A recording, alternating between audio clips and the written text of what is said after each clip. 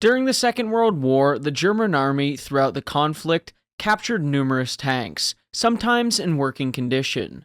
Seeing as such, the Germans put these vehicles to good use, even in frontline combat roles. These tanks varied wildly, using Dutch, Belgian, French, British, Soviet, Italian, Polish, Czech, and American tanks, depending on the theater of war. In terms of French tanks, there were even entire units of French Beutepanzers that were used in the war. In today's video, we're going to cover some of those Beutepanzers. I think the first question to ask is, what is a Beutepanzer? Well, to take from Beutepanzers of the Second World War, captured tanks and AFVs in German service by Steven Zaloga. During World War II, the Wehrmacht captured a significant number of enemy tanks and other armored vehicles. According to a report by a team under General Major Helmut Reinhard on the utilization of captured material, the Beutepanzer, war booty tanks, did not play a role of any great importance for Germany in World War II. This stands in considerable contrast to other captured weapons, especially artillery, where captured weapons constituted a significant fraction of the Wehrmacht's arsenal during the war. Not only were they modest in numbers, but most were assigned to secondary missions such as security and anti-partisan operations. So the basic translation that I saw online was prey tanks, but war booty tanks is probably a bit more descriptive and shows how these tanks were used. I think for today's video, we're going to keep the scope pretty limited. We're going to cover Allied tanks, excluding the French and Italian ones. Starting with the Dutch and Belgian tanks, there isn't a ton to say about the Dutch, as they had a pretty modest force, which we're not going to dig into because the Germans didn't use them. While the Belgians, on the other hand, actually had a decent tank force, having 10 Renault ACG-1s, 42 T-15 light tanks, and 237 T-13 tank destroyers. Aside from general use in the 1940 Western European campaign, these tanks weren't used for the most part. Turrets of the ACG-1s were recycled for use in static defenses on the Atlantic Wall. When it comes to the British, there's a bit more to choose from, especially in Europe in 1940, as the British Expeditionary Force in France and Belgium lost around 691 tanks during the fighting there. It included 407 Mark VI light tanks, 158 cruiser tanks, and 126 Matilda infantry tanks.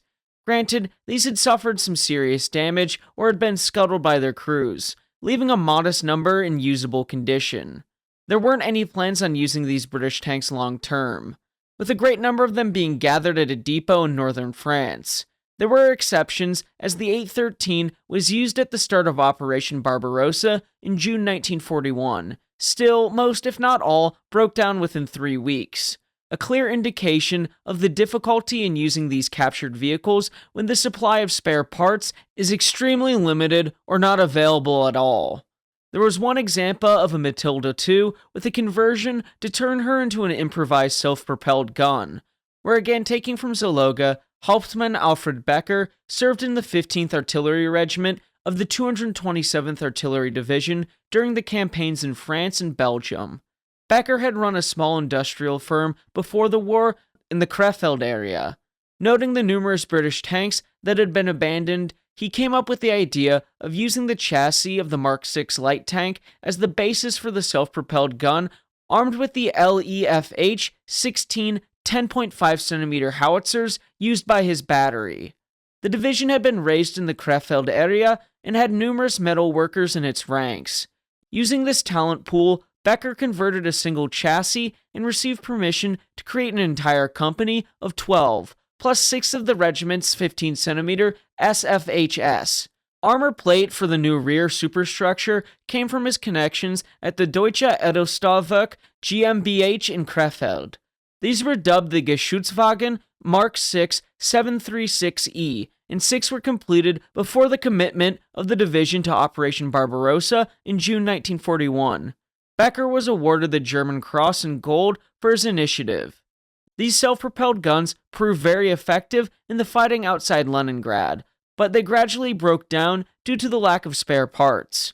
Becker's idea had attracted the attention of the Heereswaffenamt and in 1942 he was recalled to Germany to help develop a Panzerjäger based on captured French armored tractors. Another place British war booty tanks were used was in North Africa, where, for example, following Operation Battle Axe in Libya in June 1941, the Germans recovered a total of 15 Matilda 2 infantry tanks. They gradually broke down over time, but 4 were still operational in time for Operation Crusader in November 1941. Other captured tanks included Stuarts and other light tanks in the North African campaign, but the Wehrmacht captured small numbers of British tanks during operations in Greece and Crete. The Dieppe Raid in 1942, and operations in Northwest Europe in 1944 and 1945, some of which saw short-term use, which I think is the theme of the video, barring French tanks in the future, as it's extremely difficult to keep tanks running when you lack the proper material to do so, pretty much like any other vehicle or ship or equipment in war. Moving swiftly over to American tanks, as with the case for the British tanks, American tanks weren't really used in the Wehrmacht since very few operational units were captured. A small number of tanks were seized in Tunisia, but captured M3 half-tracks were a popular addition to the German army. The same could be said for the Italian campaign in 1943 and 1944. During the fighting in Europe between 1944 and 1945, a small number of US tanks were captured and were used mostly on a local and improvised basis. An example of this is in the autumn of 1944, when the OKH instructed units on the Western Front to turn in any captured American tanks and armored fighting vehicles, intended for Operation Grief, a scheme to use German troops disguised as Americans to capture key bridges and other objectives during December 1944 in the Ardennes offensive. Only 5 British and American Shermans were scraped together from the whole Western Front. It was an indication of how few they were. When they were issued, they proved to be unserviceable, with the Germans falling back into using Panthers and their assault guns for the operation. During Operation Nordwind in 1945, an offensive in the Alsace region of France, the Germans did capture quite a few Shermans, about 10 in total, with them being serviceable, with them being handed over to the 10th SS Panzer Division and transferred to the Eastern Front. I just wanted to wet your whistle when it comes to Beutepanzers, as I want to give the French and Soviet Beutepanzers justice, as they were really the cream of the crop as far as war booty tanks go. There are more specific subjects I'd like to dig into, such as captured Fireflies and Churchills and the like. I'd like you all to go off and read about this fascinating subject in more detail, as I can't cover it all here. I should mention here, the Germans used Polish and Czech tanks as well, with some considering the Czech tanks to be the backbone of the German army during the first years of the war. Anyway, thank you all for watching, and please remember to like and subscribe, as it will help the channel to grow. Until next time, my friends, have a great day.